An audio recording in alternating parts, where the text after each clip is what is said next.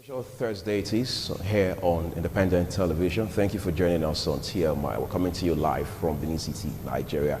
I am Agmofwegbe. We will be looking at many of the issues that we've had to be grappling with over time. There's no better time to want to do an assessment other than now that we are 59 as a country.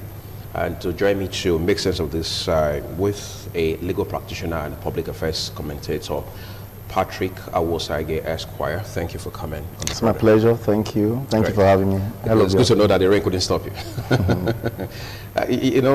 We've been having this conversation about Nigeria for a number of days now, even before the Independence Day proper. Time and again, I mean, the last couple of years, you've been here both on television and our radio to talk about many of these issues.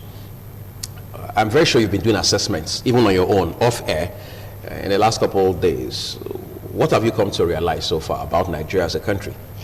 Thank you very much. Nigeria is a great country and a country that have all the potentials to be a leading country in the world, or are ranking among the very, bullish and well-to-do countries of the world. And we can say that, without mighty words, because of the enormous potentials we have, mineral resources, human capital, and all whatnot. So by taking a critical look at all that have transpired over the years, Nigeria have become a sleeping giant. We say we are giants of Africa in terms of number. We are so populous that in itself speaks so much. Population in that regard should not be regarded as just a thing that we could look at as this is what makes us giants. Giants of those days, we are looking at the primordial era, whereby you need so many persons to win a contest. You may need a whole lot of people to fight a war. So the more numerous you are in number, so the more your chances of attaining victory is imminent. So that's basically what it has been hitherto. But we have moved from giants in numbers, giant in expanse, to giant in intelligence, giant in creativity, giant in being able to create something for the world to see. So there are many countries of the world. Britain, as it were, is just about 55 million in population. And we know what they represent in the entire world.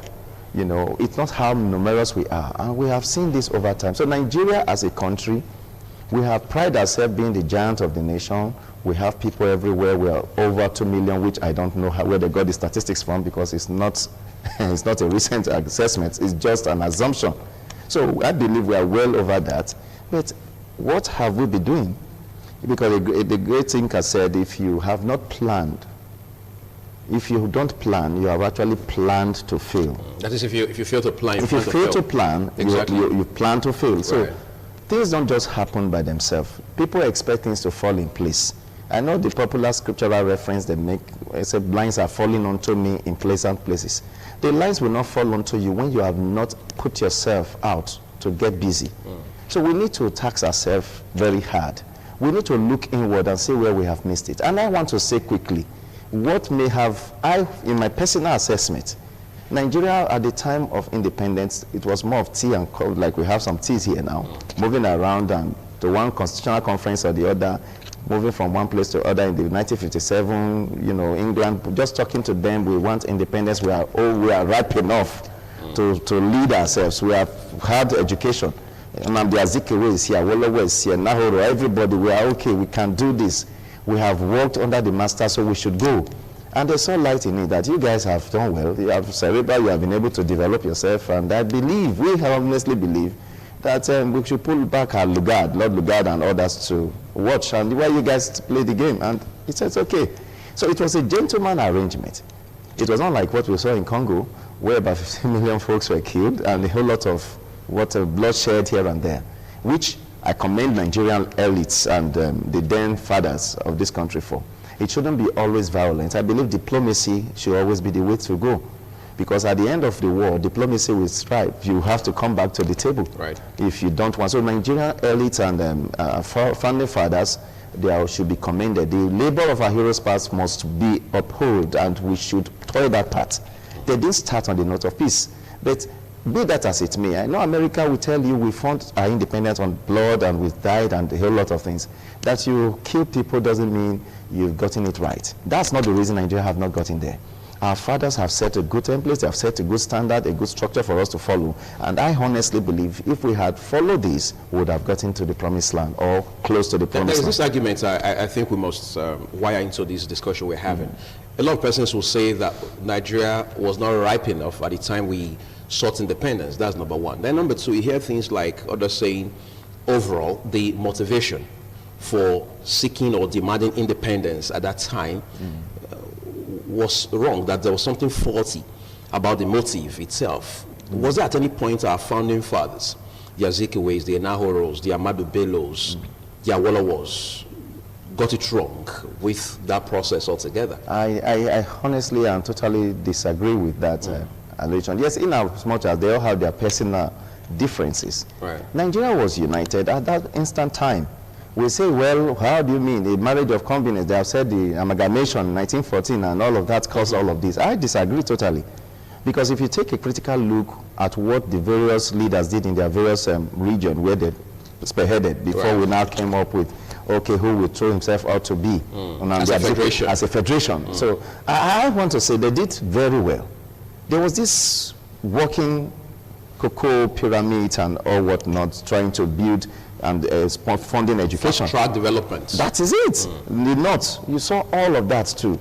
So, but the major problem in our national life, what really happened and what led to this segregation, dichotomy, division was the Civil War. You see, the first, if we had allowed things to go that way, you had the golden voice of Africa. I'm talking of Tafawa Balewa. Right. You know, when he spoke, you know, he didn't speak as an Hausa man. He said, we will never be aligned. We are going to maintain a non-alignment policy. In as much as we understand that we have two forces. We have the communists, we have the capitalists, we have them fighting. But we are going to be maintaining a non-alignment. Well, we say, well, at the end, you are aligned to the, you know, to the Western, and well, we agree. Because they are colonial masters, and we must have, they are the first port of call to deal with in terms of asking one or two things to do to grow the nation. That is okay, but he had said it clearly. He didn't say, I'm an Hausa man, I'm a Fulani man, I'm an Edo man, I'm an Efik man, I'm an Igbo man. He didn't say that. I'm a Yoruba man. All that was not the issue. You know what Anwam Azikiwe said again? He said, no matter who becomes president, he said the most important thing that it's in the interest of Nigeria. Right. And those are kind of words that built the country at the time. Now, when the coup, you know, when they truncated the coup that saw the end of the very first republic, we saw how they came on board, and the other worrying factors say, well, this is a coup that is meted out to a particular set of people. Yes. Why will you kill our people? Nnamdi Azikiwe did not die. He's an Igbo man. Tafawa Balewa is an Hausa man. Some of those guys, they looked at it somehow that, look, this is an attack on us. I think that is where it started. And then there was a counter coup. Like a reprisal tendency. Yes, a counter coup that brought Goyorosi, the Igbo man, dead. Now, we must pay, or rather the Igbos must pay for this. You know, we saw all of that. And then, when it happened like that, the Igbo said, no, in Ojuku, we cannot continue. And the issues of Biafra and the 30 months war, civil war, started. After that war, till date, Nigeria have been divided. So are we saying essentially that war changed the narrative? Absolutely, absolutely. If you go back to history, before the war, you can see a whole lot of person talking about, you won't go to the north now and say you are at home. Why will I not be at home in the north? As someone from the south. As someone from the south. Unlike before, it was like that. Okay, just imagine. As a soldier, you are being moved around the country. Most of our folks here that are soldiers, they have traveled around the country. By way of redeployment? Yes, because it's your country. Nigeria is our country. But as it stands today, if you send some of our young folks, even youth service, going to serve in the north, you know, they will tell you we only do 3 months and 3 weeks orientation, and we will redeploy back because of insurgency. Why? And Abacha have told us, I want to quote him, and I believe that word very clearly, that any insurgency that lasts more than 48 hours, the government have a hand in it. So why will government not be able to saddle with all there is to curb this? Now, maybe rumors that they want to resort to spiritual means to having to tackle Boko Haram. And I wonder where we find such stuff, in as much as we are religious people. Now, we must understand these realities. That is where the whole problem started from.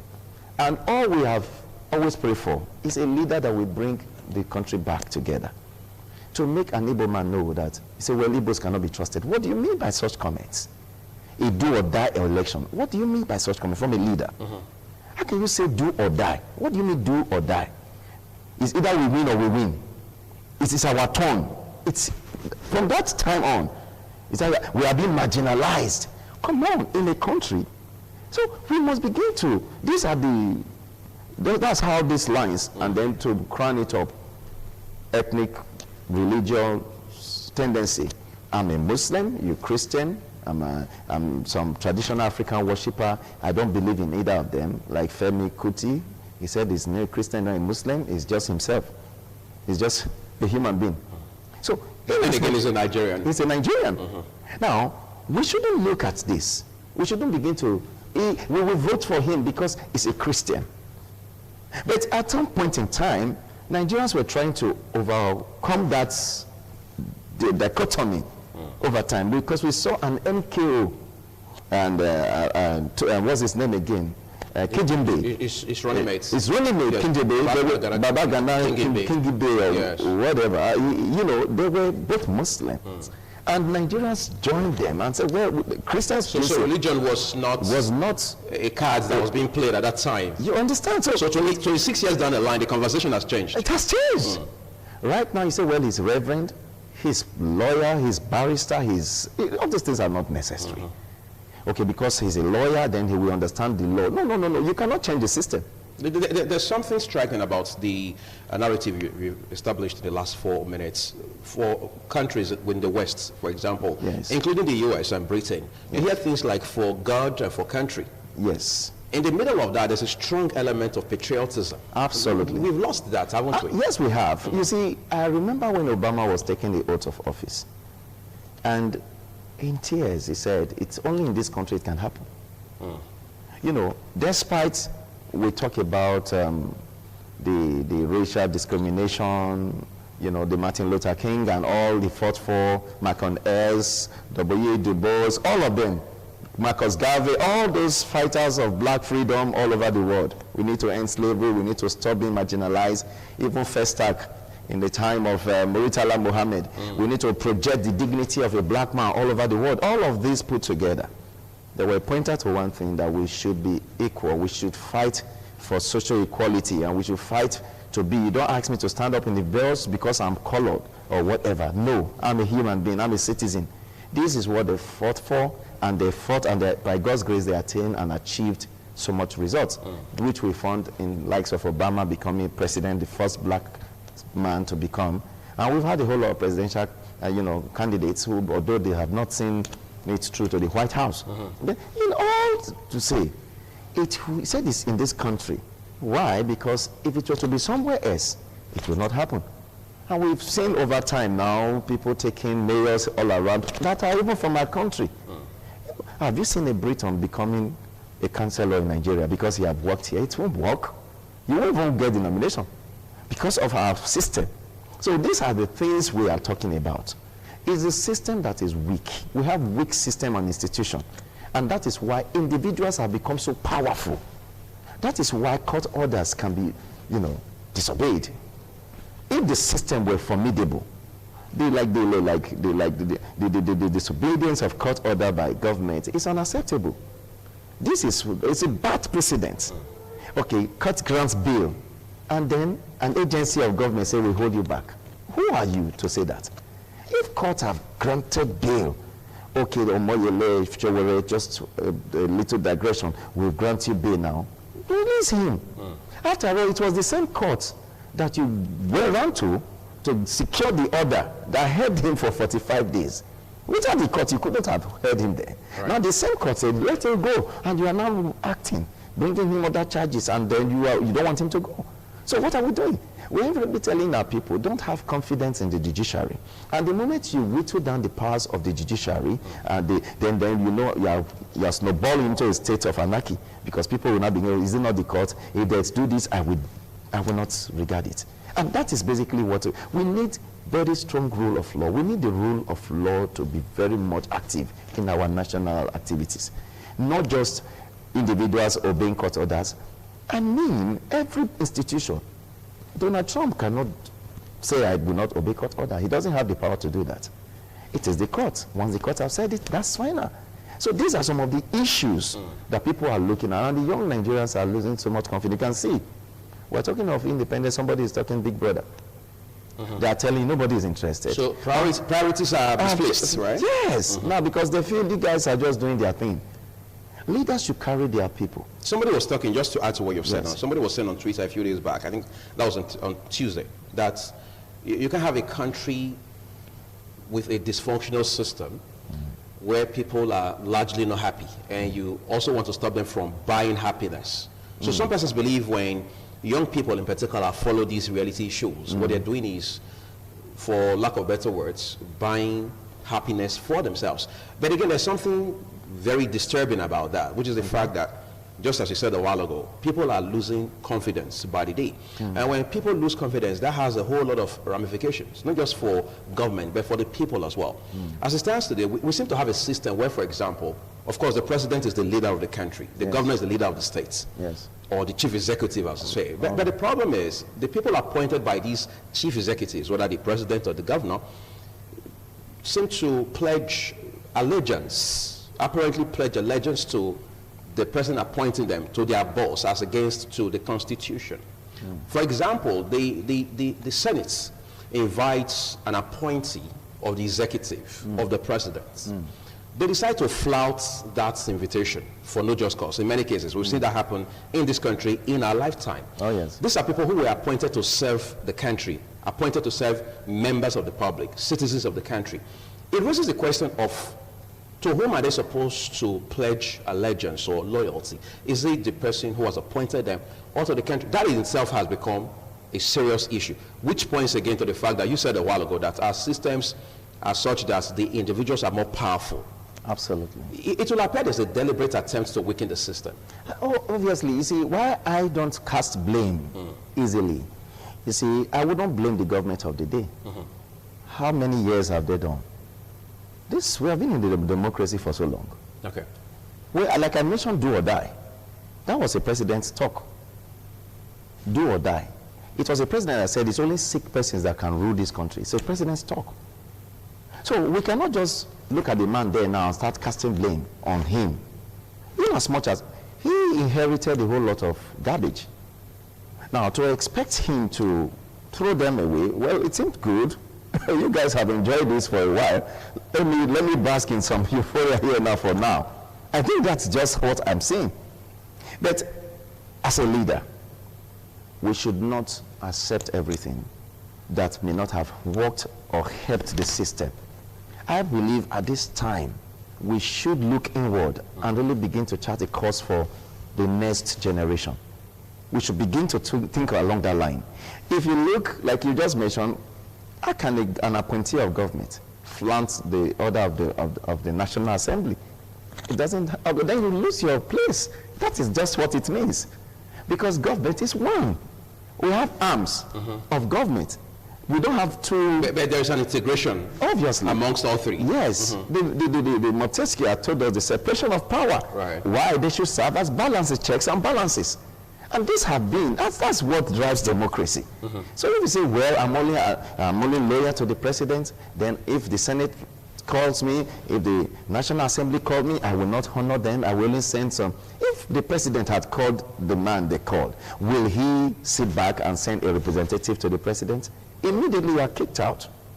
So why are we doing this? They know, I'm good enough, they are all electing people.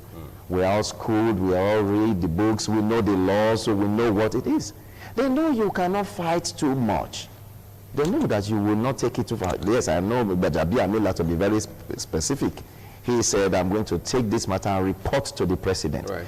where in the laws that you should report to the president? Is the president the man to be reported to, or you should be accusing the president of that they are doing? But is there, as a lawyer, is there part of the Constitution the Honorable Speaker could have evoked to address that issue? Now listen, they may necessarily, now look at what we are saying. We are calling you to account, to give accounts. That's what I'm saying. Right. What other law are we talking about? I said, well, things are not working in this sector or this ministry wherein you found yourself. And we are not comfortable. Nigerians are complaining. Everybody is complaining. We need an explanation. We need an explanation.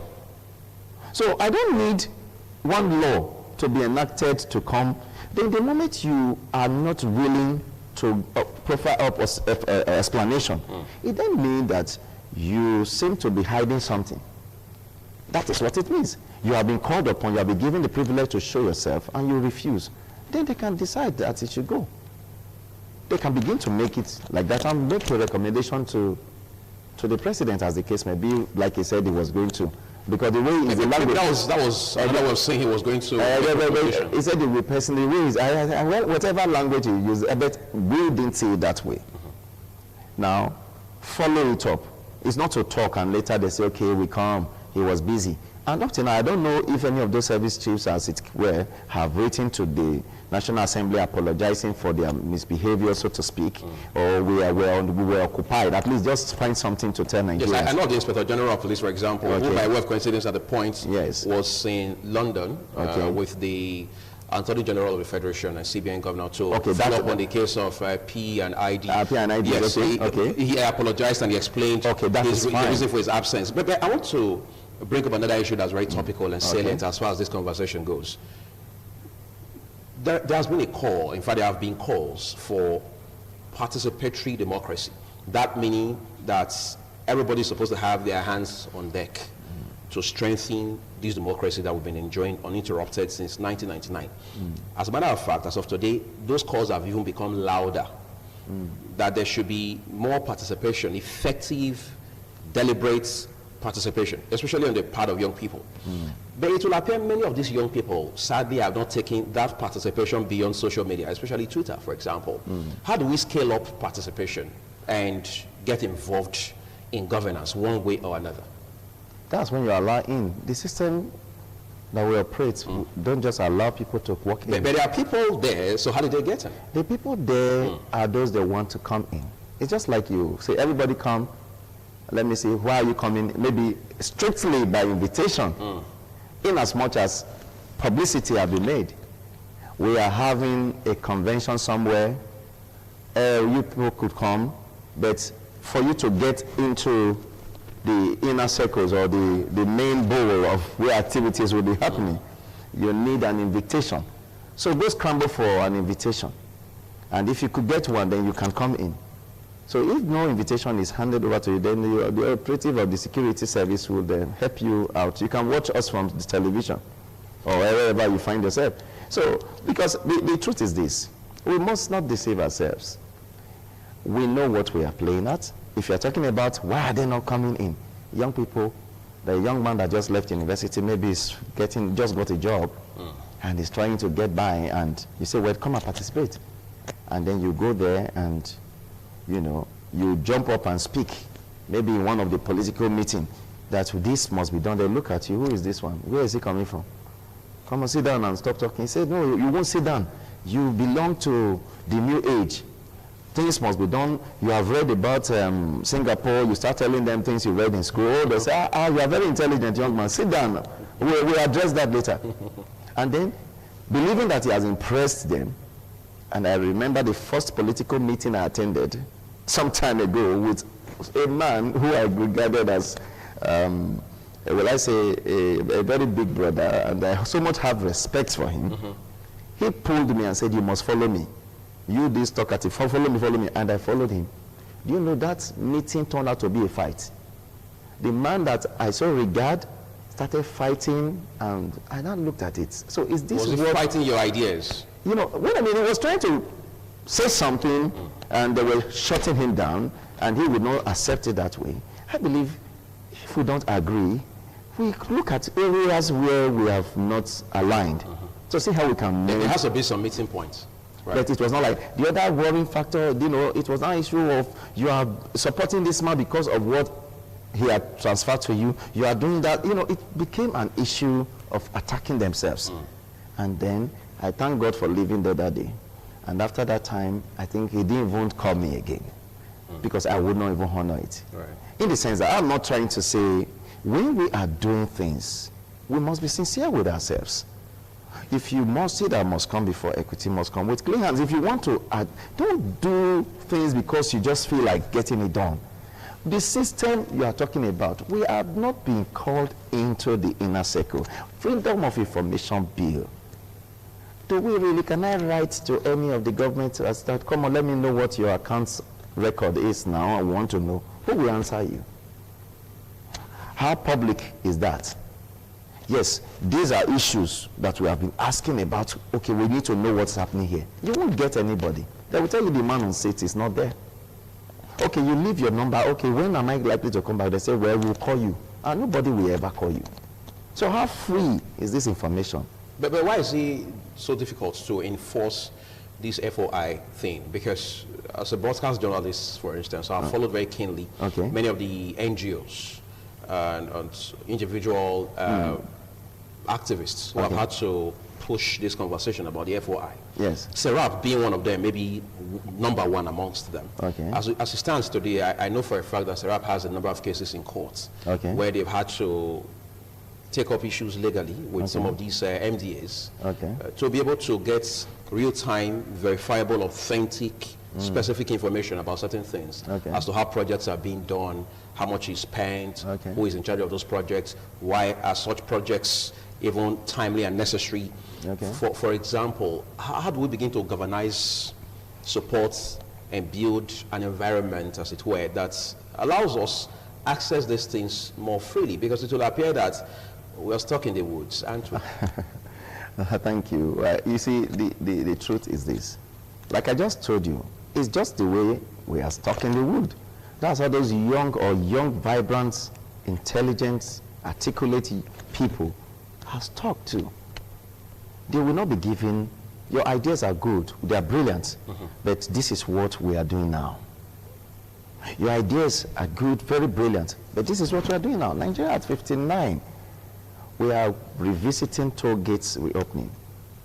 Is that a counterintuitive initiative, toll gates concept? Now, look at, in the first place, why did the president, Obasanjo, why did he scrap it in the first place? Some say it was to prove a political point. Others say it was economically timely.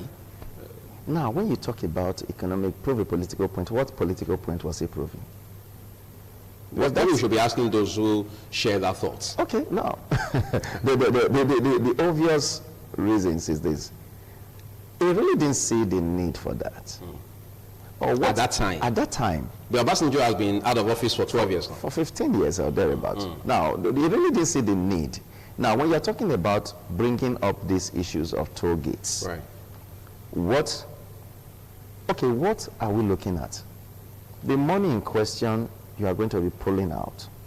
Have we not had enough avenue? What have the roads been like? What have been done? Okay, when they pulled out that money, how have the government in the time be, rehabilitating roads and ensuring the roads been working? What were they doing then? And these are questions we should be asking before you just come to reintroduce. I remember those days in Lagos when the toll, Lekki toll and all of that was there. Fashola, they protested against it. Yes, now it was not a very good thing. People were always complaining, how long we keep paying and paying? Let's subject all of that to proper probe. And you'll see the huge fraud in it. So it's not to pull. I say the system is about biting at the very common. The man that drives a jalopy is dropping some money. Coming back, pulling some money. This money goes back to where? How do we, I'm not against, paying the toll gates fee, as it were. How do we manage it? Where is accountability? Over time, even in the projects we have been having. I mentioned some time ago that I was seeing the road. They were pouring the red sand and little with wheelbarrow on road construction. I was wondering, what is that? Even a little bicycle will tear it apart. Light asphalting, very light. And before you even move on it, you're already seeing the red sand. So what are we doing? Let's oil up this conversation by talking about oil revenue in this country. Okay. A lot of persons will argue, based on their personal opinions, that it will appear revenues from oil confuse us as a country more than they should actually empower us. Okay. Of course, we have heard about leakages as far as revenues, particularly from oil sources, are concerned. Have we made the most of oil in our 59 years of being together, even though we know that oil was discovered in this country just about 60 years ago? I think statistics, I hope to get the statistics right. I know after the Second World War, the entire Europe was destroyed. Right. And there was a plan to reconstruct. To rebuild the continent. To rebuild Europe. And they came up with Marshall Plan. I think the budget was about $400 billion. That was earmarked for that project. And I remember some analysts and some statistical reports that gave it that Nigeria as a country, while I think underneath Ibori was governor at about that time, they have calculated that we have gone over 400 billion in that regard. Oil. I mean, what one country have received over a period of time, much more than that, was what was a mark to reconstruct an entire continent. What do you make of that? A country that we lost $16 billion. $16 billion. We said we're going to fix electricity in Nigeria. And we don't even know. I think it's still being, Nigerians don't know what happened to that money. Hold on, sir. Yes. Let me quickly come up. Then, I'm trying to make a point. Saudi Arabia built a mega city with about $18 billion. I mean, a mega city with $18 billion. So, the billions we keep talking about, when we even talk about the rail, there are light rails and heavy rails. Where the money that we plow into light rail is even more than what other countries plow into their heavy rails. So, what is happening is that they treat us differently. And that is why we talk about the FOI, the freedom of information. We need to check what is being told to us. But why is it difficult? So when we are saying we want to make progress, you know, I keep talking about be patriotic. Patriotism is what is our life. We should be patriotic. But in my patriotism, I don't think I should be fooled over time. At this time, we should know where we are. We should know what we are doing. We're not talking about, everybody is speaking patriotism. It's not been easy for 59 years. We should be patriotic. We should be, oh yes, I must be patriotic. I'm in Nigeria. I love my country. I don't wish to live in any other country.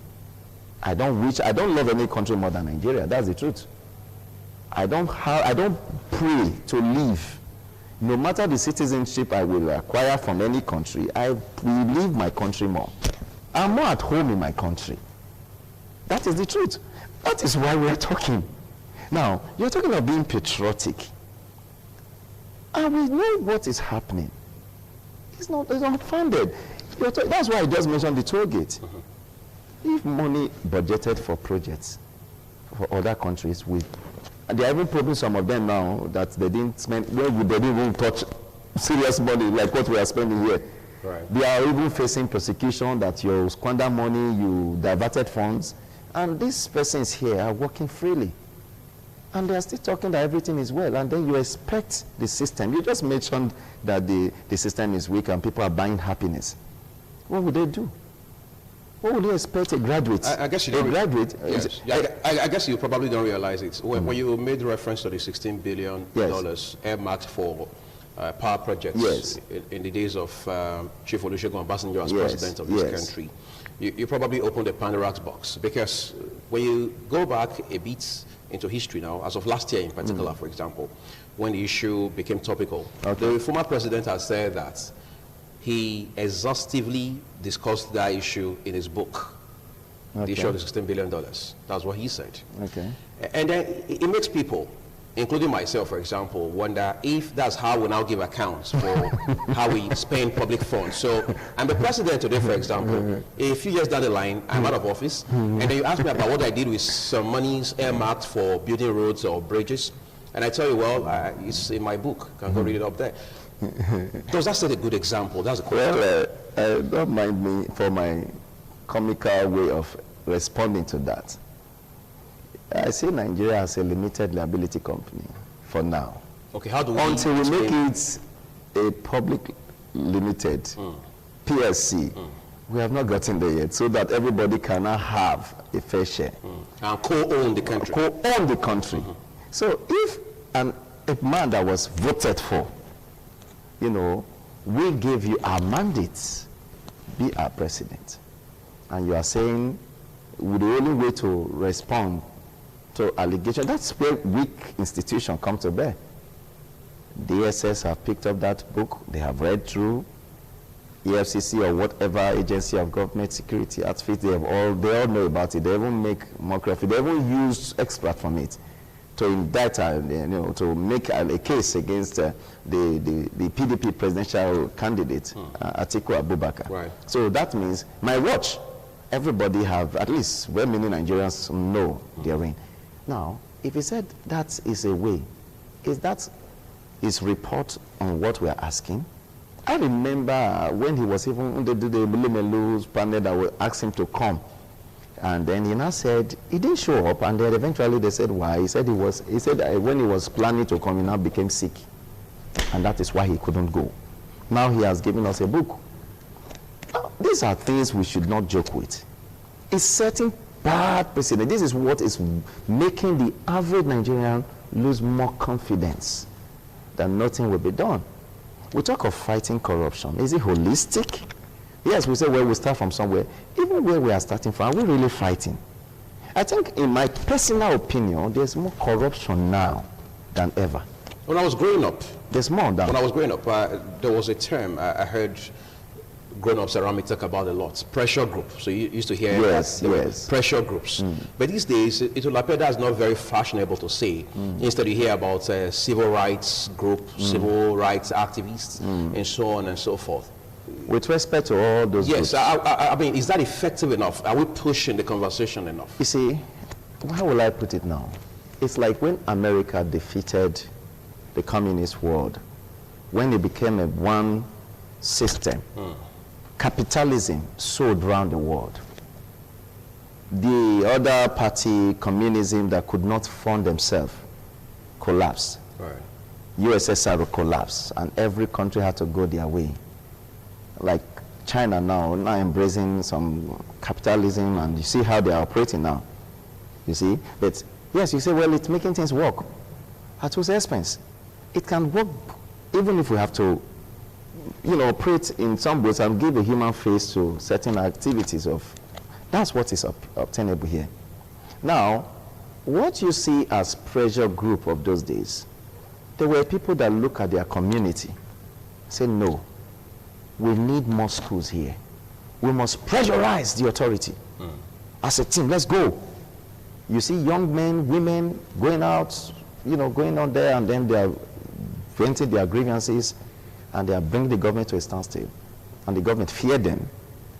The powers that be in the time fear them. Even we talk about student unionism. How that have gone now. Student unionism, we say the unions, the student union, they are coming. The labor union coming. The trade, all these unions, they're putting pressure on government. You must do this. And at the end, they dance and dance and dance, and they get back home. And then before long, government start listening to them. Okay, we've heard you. We have looked at the records. We want to do this. But today now, it says civil society, what have you. I have so much regard for a good number of them. Very decent gentlemen. The challenge we have, you cannot change a system. The system that is being operated is simple. Now they look, you go there, you dance a while, and then maybe somewhere, somehow, amongst those of you that want to jump around, before you know it, some persons have gone behind you to collect money. To sabotage the struggle. Yes, and they come back and say, well, I don't think we should move on like that. Then you that feel you need to go on, we must continue fighting. We must continue fighting. Before long, then they say, well, an allegation may be put out there against you. You could be called for security reasons and all whatnot, and there are certain things they need to investigate about you. And one year, I remember Two-Face Idibia, a musician, he said he was going to protest. The night before the show, he was warned by the SS. He was invited over, and that was the end. And then I said, he's a coward, he's a coward. They knew what they said to him. That was the end of it. But Sowore said, this is what I'm going to do. And now look at what has happened. So who else will want to go that way? You need to be a man of steel and iron to do that. So that is it. So the activists, the social, what do you call them now? Civil society. Civil society. How civil is that clique? How gentlemanly is it? What is that for? You are agitating for something, and amongst, there's still some internal working, seeking appointments and contracts. So from the same people. From the same people you are fighting. Evidence, clear evidence. And they are giving you contracts, they are giving you some appointments. So how will you fight them? You cannot be eating and dining with those you claim are oppressive, and at the same time you claim you are fighting. I say this is the best way to do it, so that we cannot communicate it to them effectively. What do we say to people who in the last couple of days have told us Nigeria does not have anything to celebrate? Can we safely say they are just pessimistic, or simply they are being factual and realistic about what's on the ground? Celebration is relative. But in the context of, when you say celebrate, you look at, go to the streets. I know what it used to be when you talk of October 1. October 1st, I know what it used to be. Do you know what it means? We are going to the stadium as children to march. For those that didn't participate, that they dropped from marching because they couldn't get it right, they weep October 1st. I remember my mother calling everybody to view the television when I was a child. My elder sister was marching at the stadium. So it was fun. Look at my daughter marching. And the governor is there. Everywhere was calm. There's cooking in every house. We take our time to visit neighbor. Mommy convey us with the car, drive us around. And you say, nobody is even saying, it's not public holiday. Nobody say, oh, it's public holiday. Nobody say, don't do your private business. All business is shut down. This is October 1st.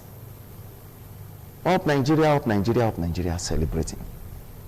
But what happened on October 1st? I had the privilege of driving. Nothing has changed. The market was at its full level. Like every other day. Or you could see some that would just put a flag hanging it somewhere in the shop where they are measuring the rice. And now, that sent serious message. Sure. That I love my country, but I'm hungry. I have to be alive to live. I have to be alive. To you see people traveling, going for mixing and construction work, bus conductors, drivers, everybody moving. And I was trying to look a shade of green and white around. I could only pick it on few locations. I'm not talking of the government. Obviously, that's a government show. I'm talking of the individual. The average man on the street. How did they celebrate? They really didn't celebrate in that regard. So if you are talking about celebration, like I said, it's relative. Some persons, well, I thank God I have entered a new month. Some others say, well, it's independence. Right. We thank God. But the independence we are celebrating, the only reason you celebrate your freedom is when you are out of bondage. You only celebrate freedom when you are out of bondage. We are no longer under the colonial leadership, but we are under some economic crisis. So that is not freedom. That's an issue that has to be addressed, quite frankly. But then again, you made reference to the flag a while ago. Yes. Which, of course, is symbolic. Obviously. Of our nationhood and nationality. Absolutely. Incidentally, in 2016, I was watching a TV station where someone, an analyst on the program, data analyst, was talking about how that in that year, the bulk of the Nigerian flags sold in Lagos were made in China. In other words, they were imported into the country.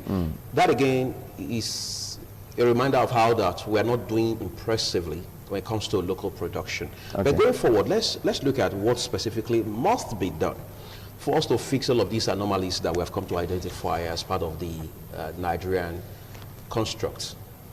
Yes, looking at it from that angle, you see, what must be done is what we have always said. Let sincerity be the watchword. I honestly believe if we can sit down as brothers, family, don't see it as country now.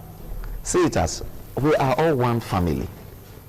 Just the way we hold our family meetings. You say, okay, yes, you have gone wrong. Okay, I'm sorry.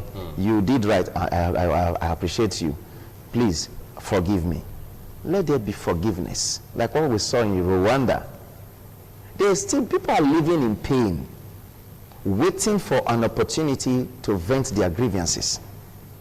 Now, the Rwanda president, Paul Kagame, he called his people. He said, what we want in Rwanda is not justice. What we want and we need here now is forgiveness. And reconciliation. Reconciliation. A woman who, a particular, is it not Hutu or whatever group he belonged to, he killed the woman's husband, he killed all her children. And he even tied this woman's hand to the back. He threw her into the river. But God helped her, she didn't die. Do you know they were virtually living together in the same apartment? They have become best of friends because of forgiveness that was being canvassed by the president. We want to forgive ourselves. We have done wrong. Even the Bible says, if I mark iniquity, no human being would stand. So we cannot continue to fight for justice. A man that died 20 years ago, you want to get justice for him. It's just that justice will not bring him back. You're talking about some compensation for the Abiola family and all of that. It didn't bring Abiola back. And there are many, Parfashawati's daughter that was killed. Whatever you give to the man, the memory is there. We need to forgive ourselves and come back together as a country and really, really look inward and let's get it right. Incidentally, the Rwanda you just made mention of is a shining example of leadership across Africa right now. Absolutely. And that's very resounding and it's very noteworthy to mention, especially in the course of a discussion like this. I want to thank very specially no other person than this gentleman, a lawyer and a public affairs commentator who has been with us on the program this morning. Patrick Awosagi, we appreciate you for coming. Thank you so very much. It's my pleasure. Thank you.